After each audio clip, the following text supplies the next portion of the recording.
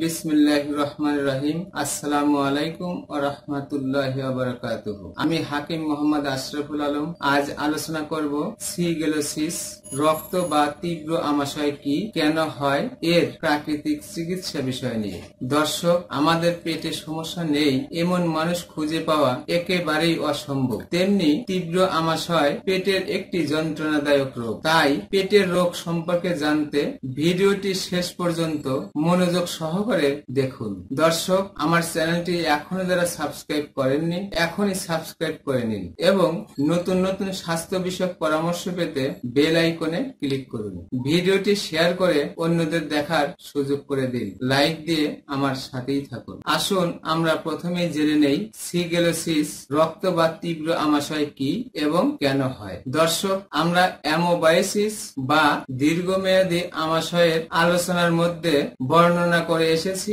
আমাশয় দুই প্রকার, যথা অ্যামোবায়োসিস এবং সিগেলোসিস।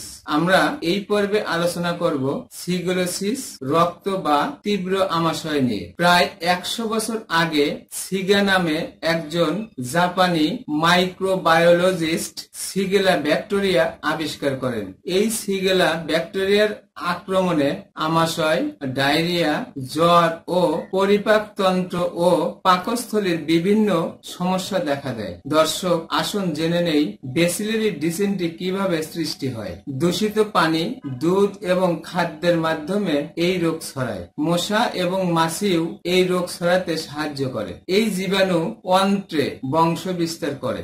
এই জীবাণুর বিষ পরিপাকতন্ত্রের মিউসিন মেমব্রেনের উপর ক্রিয়া করে, ফলে সমস্ত বৃহদন্ত্রের বিভিন্ন স্থানে পচনের সৃষ্টি হয় এবং 1 থেকে 2 দিনের মধ্যে ব্যাসিলারি ডিসেন্ট্রি সৃষ্টি হয়। এই জীবাণুর আক্রমণে যে ক্ষতের সৃষ্টি হয়, পেটের মধ্যে যে ক্ষত বা প্রদাহের সৃষ্টি হয়, তা শুকালে ক্রনিক আলসারেটিভ রোগের সৃষ্টি হয়ে থাকে। প্রিয় দর্শক, ভিডিওটি শেয়ার করে অন্যদের দেখার সুযোগ করে দিবেন, কেননা আপনার একটি শেয়ারে উপকৃত হতে পারে আমার আপনার ভাই বোন, আত্মীয় স্বজন, বন্ধু বান্ধব, রোগে আক্রান্ত অনেকেই। আসুন জেনে নেই সিগেলোসিস রক্ত বা তীব্র আমাশয়ের উপসর্গ বা লক্ষণ। মাথা ব্যথা, জ্বর, পেট ব্যথা, পেট কামড়ানি ও আমযুক্ত রক্ত সহ তরল ঘন ঘন পায়খানা হবে।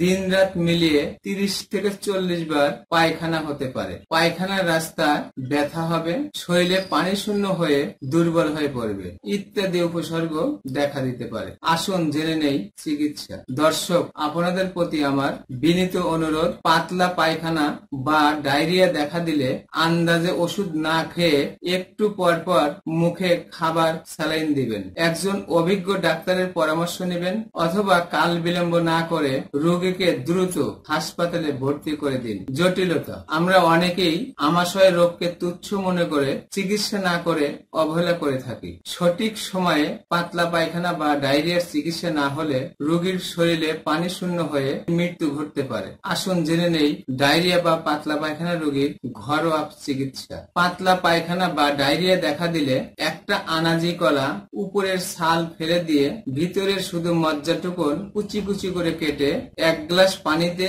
ভালো করে কষলিয়ে পানিটুকুন সেকে খাবেন।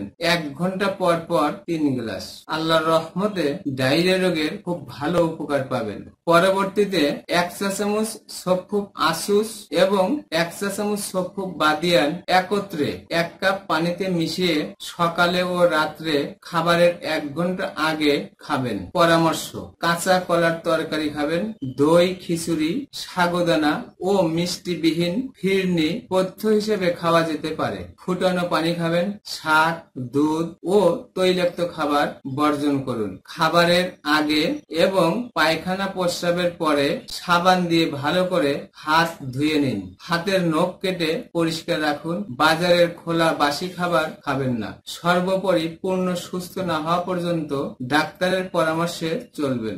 সম্মানিত সুধী, আমার আলোচনা যদি আপনাদের ভালো লেগে থাকে তাহলে আমার চ্যানেলটি এখনই সাবস্ক্রাইব করে নিন। ভিডিওটি শেয়ার করে অন্যদের দেখার সুযোগ করে দিন।